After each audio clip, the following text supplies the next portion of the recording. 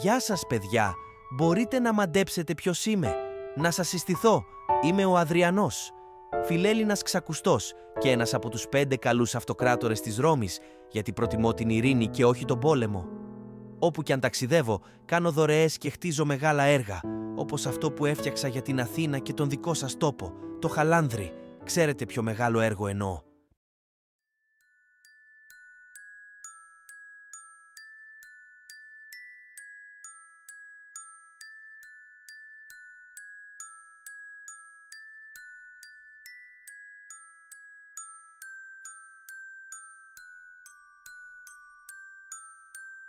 Είμαι το γάργαρο νερό που από τις πηγές της Πάρνηθας και της Πεντέλης ξεκινώ.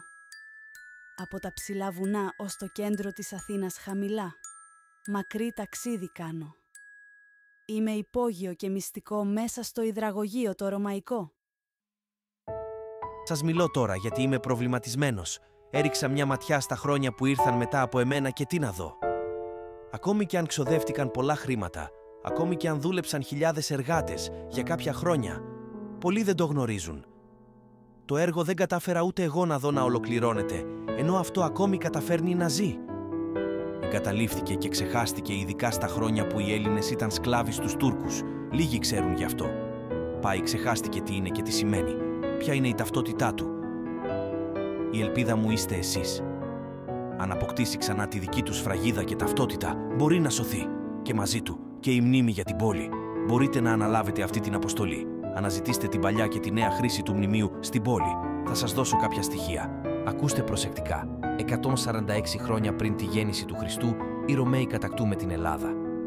Ρωμαίοι πολίτες φεύγουν από τη Ρώμη και αλλάζουν τόπο διαμονής και εργασίας. Βρίσκονται σε μια νέα πόλη και συγκεκριμένα στο κέντρο της Αθήνας, εκεί που είναι σήμερα το Σύνταγμα, ο Εθνικός Κήπος και το Ζάπιο. Η πόλη μεγαλώνει, γιατί όλο και περισσότεροι Ρωμαίοι και Αθηναίοι κατοικούν εκεί. Όμως, αντιμετωπίζουν ένα σοβαρό πρόβλημα στα χρόνια μου. Μπορείτε να φανταστείτε ποιο είναι αυτό το πρόβλημα? Από εδώ ξεκινά το πρώτο στοιχείο για τη δημιουργία της ταυτότητας του έργου. Τα υπόλοιπα θα τα βρείτε μέσα από τις πηγές. Θα πάρετε την επιστολή που μου έδωσαν οι Ρωμαίοι πολίτες της Αθήνας σε ένα από τα ταξίδια και μία αλήθινη επιγραφή με την απάντηση που έδωσα στην επιστολή αυτή και που είχε την ισχύ νόμου για την πόλη. Θα έχετε ακόμη χάρτες για να βρείτε τη διαδρομή του μνημείου, ένα σκίτσο με τις υπόγειες σύραγγες, πίνακες ζωγραφικής περιηγητών που ταξίδεψαν στην πόλη. Τέλος, μην παραλείψετε να δείτε και τις σύγχρονες φωτογραφίες. Θα βρείτε αυτά που εμείς κρύβαμε και δεν θέλαμε να φανούν. Τον λόγο δεν θα σας τον αποκαλύψω ακόμη. Ως μελλοντικοί πολίτες αξιοποιήστε ό,τι έχετε για να σχεδιάσετε τη νέα ταυτότητα της πόλης σας. Έτσι, θα γίνει ξανά γνωστό το μεγάλο μηχανικό έργο σε όσους δεν το γνωρίζουν. Καλή επιτυχία!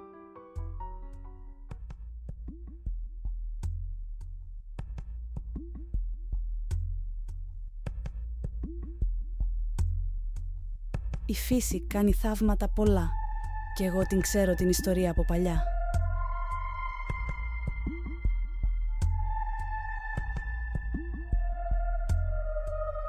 Από τα χρόνια τα προϊστορικά, στη Φλία έτρεχαν πάντοτε πολλά νερά.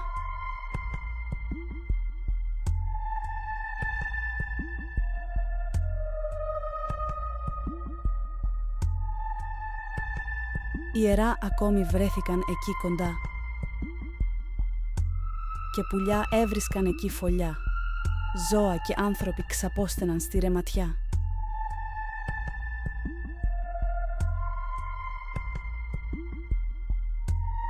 Ας μην ξεχνάμε και τα χρόνια τα ρωμαϊκά, που το νερό περνούσε από εκεί για να κατέβει χαμηλά με το υδραγωγείο που τώρα έδειξε τα ευρήματα τα πολλά.